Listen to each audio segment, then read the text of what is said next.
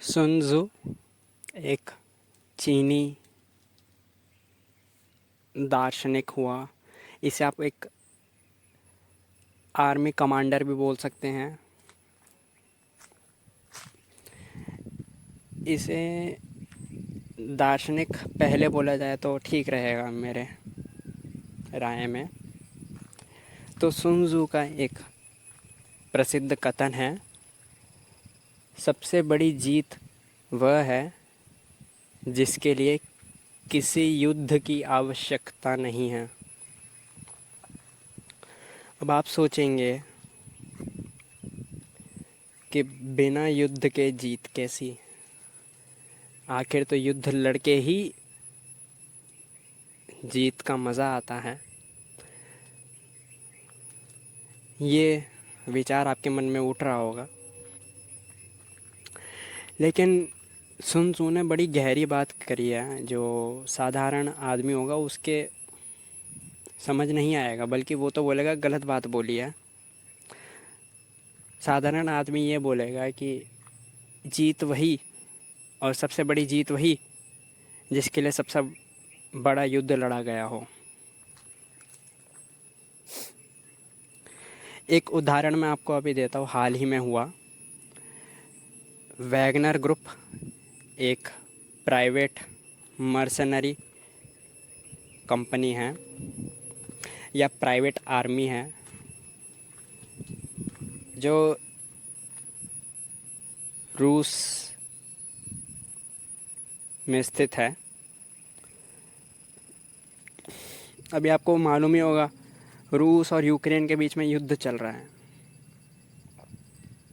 तो जो रूस है वो वैगनर ग्रुप की भी बड़ी सहायता ले रहा है युद्ध को जीतने में।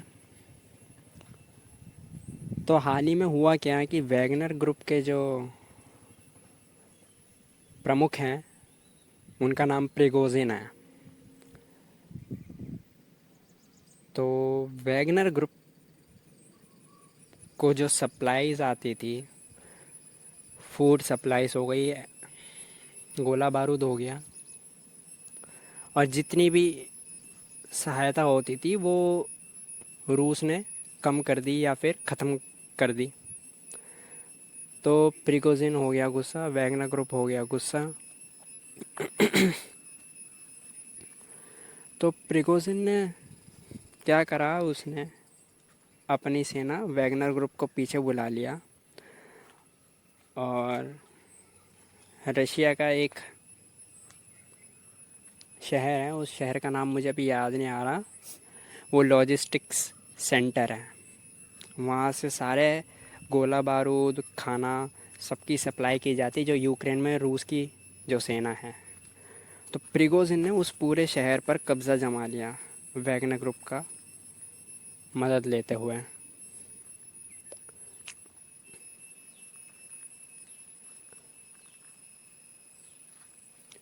और मज़े की बात पता है क्या है यहाँ पर?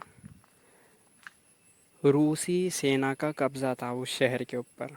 मुझे उस शहर का नाम अभी याद आ नहीं रहा। प्रिगोजिन ने कब्ज़ा जमा लिया। अब वैगनर ग्रुप के कब्ज़े में था वो पूरा शहर, और कब्ज़ा जमाने के लिए एक गोली तक नहीं चलाई और जीत प्रिगोजिन के हाथ में आ गई बिना गोली चलाए। फिर वहाँ से वो लोग मॉस्को की तरफ बढ़ गए। मॉस्को से जब वो थोड़ी सी दूर पर थे वहीं पर रुक गए और वहाँ से वो लोग वापस चले गए। प्रिगोजिन ने पता है क्या बोला? प्रिगोजिन ने ये बोला कि मैं भी एक रूसी हूँ और मैं नहीं चाहता कि एक रूसी के द्वारा दूसरे रूसी का हत्या हो या खून खराबा हो।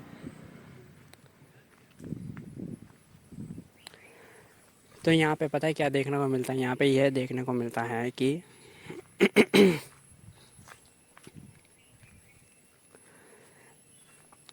प्रिगोजिन ने सबसे बड़ी जीत हासिल करी बिना युद्ध लड़े। वो लॉजिस्टिक्स सेंटर जो था उसके ऊपर उसने कब्ज़ा जमाया बिना एक भी गोली चलाए, और युद्ध करने को वो तैयार था जब वो मॉस्को की तरफ बढ़ रहा था, लेकिन फिर उसका हृदय परिवर्तन हुआ और वो रुक गया।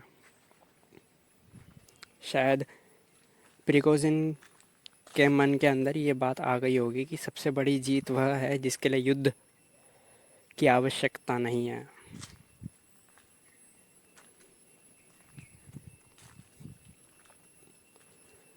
तो खैर, ये तो तथ्य मैंने आपके सामने रखा जो हाल ही में हुआ। अब इसके पीछे का जो दर्शन है वो समझते हैं। देखिए, युद्ध किससे लड़ा जाता है? आप युद्ध लड़ते हैं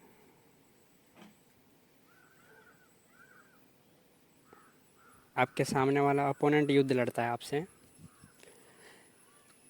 जीत हासिल करने के लिए। सुन त्जू के ज़माने में क्या होता था कि वॉर बड़ी होती थी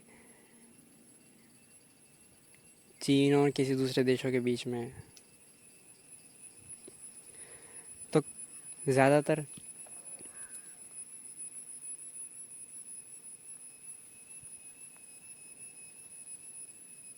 ज़मीन को लेकर ही लड़ाई होती थी, यानी टेरिटरी को लेकर ही लड़ाई होती थी, क्षेत्रफल को लेकर ही लड़ाई होती थी। ये क्षेत्रफल हमारा है, वो बोलते थे नहीं ये क्षेत्रफल हमारा है।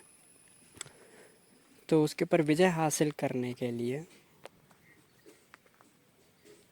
दोनों सेनाएं युद्ध करती थी आपस में, और जो जीतता था उसका क्षेत्रफल हो जाया करता था।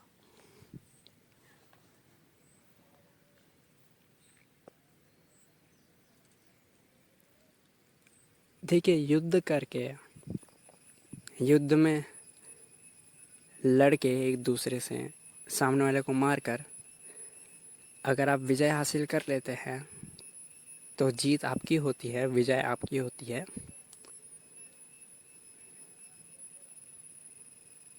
लेकिन उस विजय के पीछे हिंसा छिपी होती है।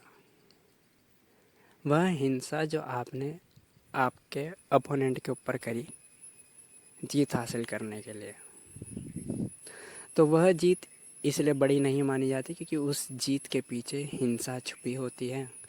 मुखौटा जीत का होता है, पीछे चेहरा हिंसा का होता है।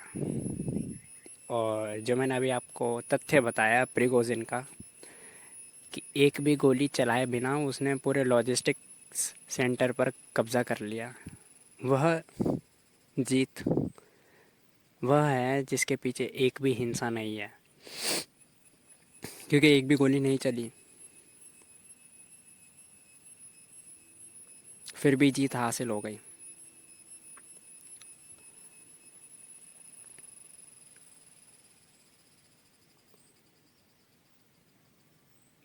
यह जीत होती है बिना हिंसा की। यह जीत होती है जिसके पीछे एक भी हिंसा नहीं होती। और जिस जीत के पीछे हिंसा होती है वह जीत का कोई मूल्य ही नहीं है। उसमें ये भाव आता है कि जो मैंने जीता है वो सामने वाले का था, मैंने छीना है उसे हिंसा के माध्यम से।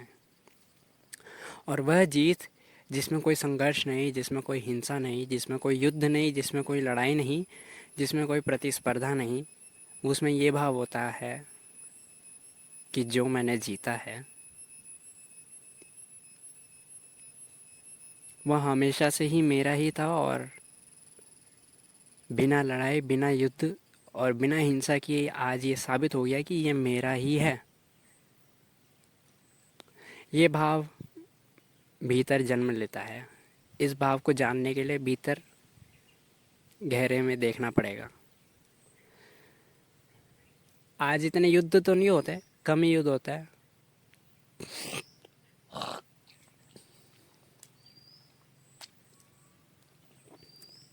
लेकिन आज कंपटीशन बहुत होता है। आज गूगल का कंपटीशन दूसरी कंपनियों से है, आज एप्पल का कंपटीशन सैमसंग से है। कंपटीशन हर जगह है। कंपटीशन एक युद्ध का आधुनिक नाम दे दीजिए, प्रतिस्पर्धा। इसमें युद्ध तो नहीं होता, इसमें मतलब हिंसा, शारीरिक हिंसा, फिजिकल हिंसा तो नहीं होती, फिजिकल वायलेंस तो नहीं होता, लेकिन इसमें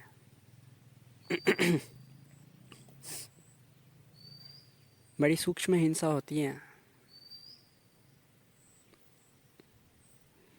कभी कभी क्या होता है कि अपने कॉम्पिटिटर का नाम ख़राब करना है तो उसके जो प्रोडक्ट है उसकी झूठी अफवाह फैला दो। जैसे अगर हमारा कॉम्पिटिटर टूथपेस्ट बना रहा है और हमारा भी टूथपेस्ट का ही कारोबार है, तो हमारे कॉम्पिटिटर का जो टूथपेस्ट है अगर उसका नाम ख़राब करना है तो ये झूठी अफवाह फैला दो कि ये अपने टूथपेस्ट में तेज़ाब मिलाता है, जिससे कि दांत सड़ जाते हैं या दांतों को नुकसान होता है। तो ऐसे फिर उसकी बिक्री कम हो जाएगी हमारे कॉम्पिटिटर के टूथपेस्ट की, और ऐसे वो कंपटीशन से हट जाएगा और जीत हमारी होगी, मतलब उसके कस्टमरों के ऊपर जीत हमारी होगी, उसके कस्टमर हमारा टूथपेस्ट खरीदेंगे। तो ये मैंने आपको एक उदाहरण बताया, ऐसे कई सारे उदाहरण हैं जो आज कंपटीशन में होते हैं।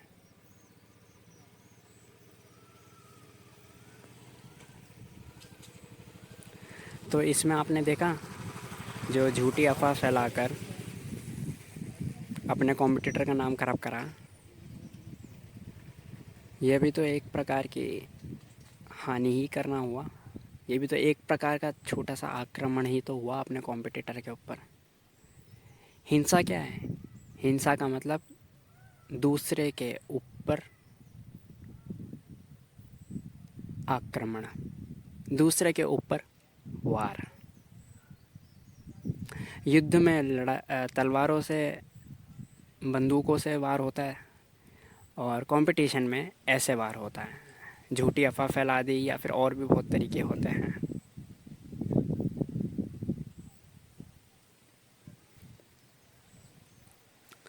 तो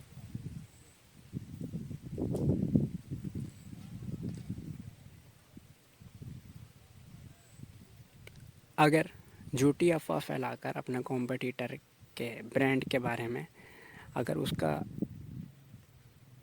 उसके उपभोक्ता हमारे पास आ भी गए, तो वह जीत पूरी हिंसा से भरी होगी, पूरे आक्रमण से भरी होगी।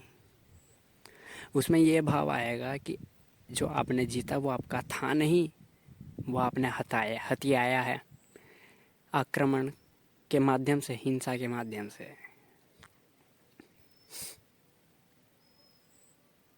इसलिए प्रतिस्पर्धा आधुनिक युद्ध है।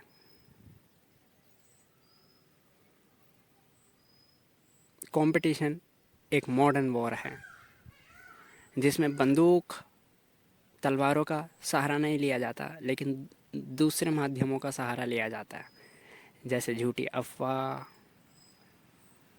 या और भी तरीके के माध्यम हैं।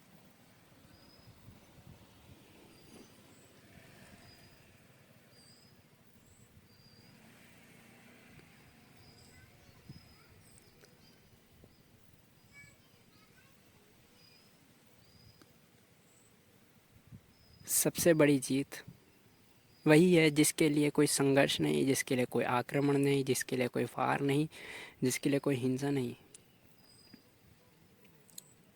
वह जीत जो शांतिपूर्वक हमेशा से ही हमारी थी और हमारी ही रहेगी।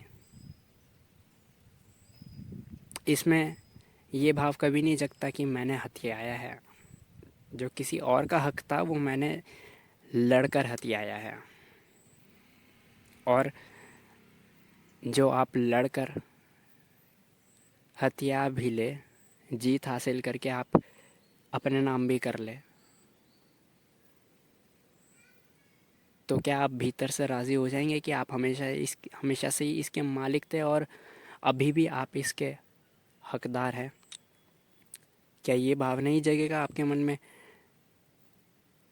कि वो कमज़ोर था इसीलिए मेरे हक में ये आ गया, इसलिए मैं इस जीत का हकदार हूँ? अगर वो मुझसे ज़्यादा ताकतवर होता तो मैं हकदार होता ही नहीं इस जीत का। ये भाव भी जगेगा। बस संयोग की बात थी, आप ज़्यादा ताकतवर थे, आपने ज़्यादा हिंसा या वार का उपयोग करा, इसलिए आप हकदार हो गए जीत के। वरना अगर वो ज़्यादा ताकतवर होता तो वो हकदार हो जाता जीत का। ये जीत मेरी नज़रों में दो कौड़ी की है। ये जीत नहीं, ये हिंसा ही है। बस जीत का नाम दे दिया जाता है। असल जीत वह होती है जिसमें हमारा जो ओपोनेंट है वो खुद राज़ी हो, वो खुद समर्पण करे हमें, और जीत हमारे नाम वो स्वीकार करे। यह होती है जीत जिसके लिए कोई युद्ध लड़ा नहीं जाता है, जिसके लिए कोई हिंसा की आवश्यकता ही नहीं है, जिसके लिए कोई क्रिया की आवश्यकता नहीं है। No action is required but win is yours.